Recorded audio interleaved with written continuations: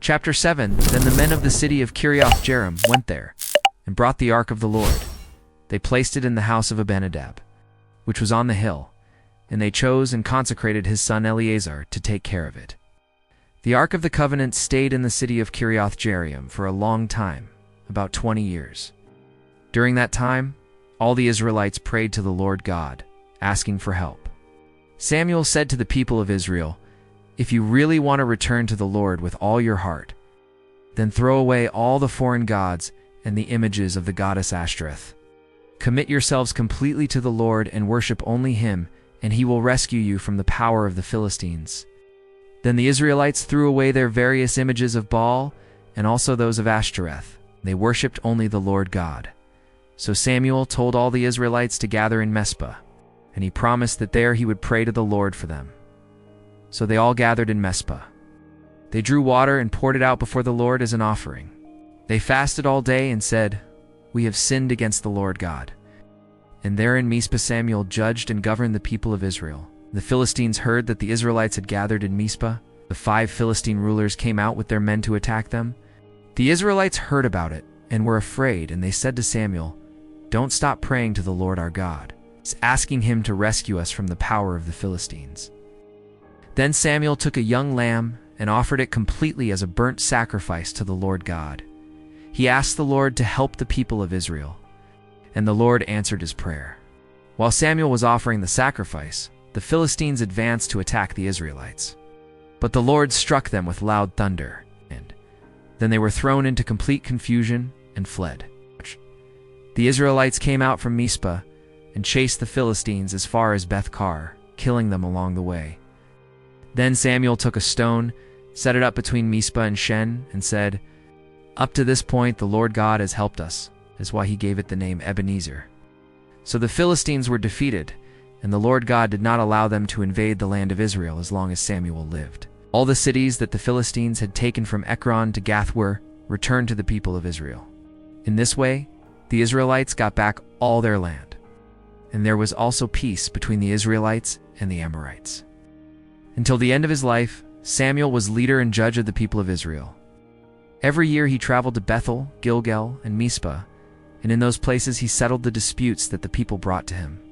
Then he would return to his home in the city of Ramah, where he also served as judge. And in Ramah, Samuel built an altar to the Lord God. Chapter 8. When Samuel became old, he appointed his sons as judges of Israel. His oldest son was named Joel, and the youngest Obijah. They were judges in the city of Beersheba, but they did not follow their father's example. They were only interested in making money. They accepted bribes and did not judge the cases fairly. Then all the leaders of Israel gathered and went to speak with Samuel in Ramah. They said, "Look, you are getting old, and your sons do not follow your example, so we want you to appoint a king to rule over us, like all the other nations have." Samuel was not pleased with their request. Then he prayed to the Lord God, and he answered like this, "Do what the people are asking. It is not you they have rejected. They have rejected me as their king. Since the time I brought them out of Egypt, they have always abandoned me and worshipped other gods. Now they are doing to you what they have always done to me. So do what they ask. But warn them, and explain clearly how the king will treat them." Then Samuel explained to the people everything the Lord had said to him. "The king will treat you like this. He will take your sons to be soldiers, some to serve in his war chariots, others in the cavalry, and others to run in front of the chariots. He will make some of them officers over 1,000 men, and others over 50. Your sons will have to work his land, harvest his crops, and make his weapons and the equipment for his war chariots. Your daughters will have to make perfumes for the king, and work as his cooks and bakers. He will take from you the best fields, vineyards, and olive groves, and give them to his officials. He will take 1/10 of your grain and grapes, to give to the officials of the court and his other servants. He will also take your servants, the best cattle and donkeys, to work for him, and will take 1/10 of your flocks, and you will become his slaves. When that happens, you will cry out bitterly because of the king you chose. But the Lord God will not listen to your complaints." But the people did not care about what Samuel said. On the contrary, it doesn't matter. We want a king. We want to be like the other nations. We want a king to rule over us, to lead us into war and fight our battles." Samuel listened to what they said. Then he went and told everything to the Lord God.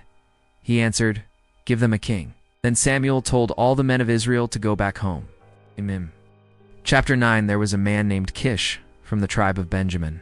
He was the son of Abiel, grandson of Zerah, great-grandson of Becheroth, and great-great-grandson of Aphiah.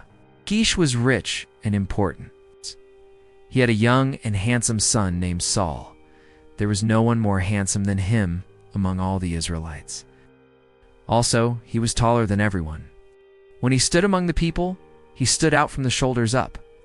And it happened that some donkeys, belonging to Kish, Saul's father, got lost. So he said to Saul, "Son, take one of the servants with you, and go look for the donkeys." And they went through all the hill country of Ephraim and the land of Shalisha, but they did not find the donkeys. Then they looked in the land of Shalim, but they were not there. Then they searched in the territory of the tribe of Benjamin, but still did not find them. When they reached the land of Zuph, Saul said to the servant, "Let's go back home. Or instead of worrying about the donkeys, my father will start worrying about us." The servant replied, "Wait, in this town there is a holy man who is very respected because everything he says comes true. Let's go speak with him. Maybe he can tell us where we can find the donkeys. But if we go, what shall we take for him? There is no food in our bags, and we have nothing to offer him, or do we?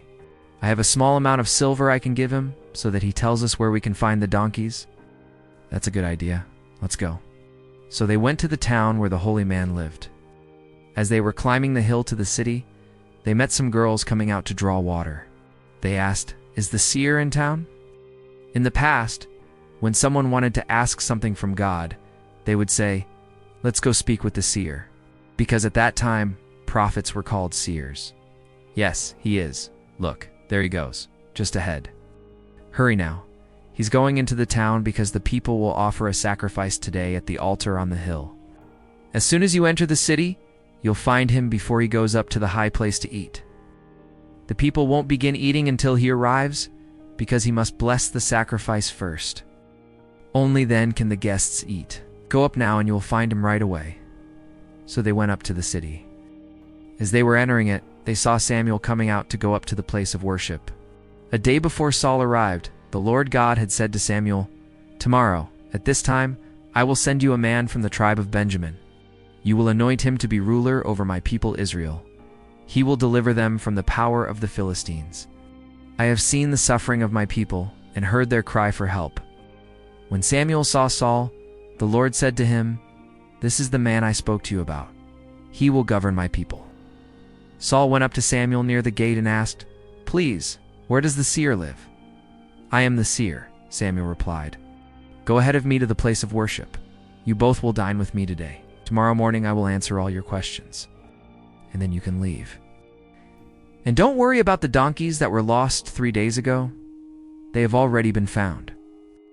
And besides, who is all of Israel desiring? It is you and your father's family. But I am from the tribe of Benjamin, the smallest of Israel, and my family is the least important in the tribe. So why are you speaking to me like this?" Then Samuel took Saul and his servant into the banquet hall. He had them sit at the head of the table. Around the table were about 30 invited guests. And Samuel said to the cook, "Bring the portion I gave you and told you to set aside." The cook brought the best piece from the leg and placed it in front of Saul. Samuel said, "Look, here is the portion that was reserved for you. Eat it, because it was kept for you to eat at this special occasion. I invited the people just for this." And so Saul dined with Samuel that day. After they came down from the high place to the city, they prepared a bed for Saul on the roof, and he slept there. At dawn, Samuel went up to the roof and called to Saul, "Get up, it's time to go. I'll walk with you a bit." Saul got up and went out with Samuel to the street. When they reached the edge of the city, Samuel said to Saul, "Tell your servant to go on ahead, and you wait here a moment." The servant left, and Samuel said to Saul, "I have a message from God for you."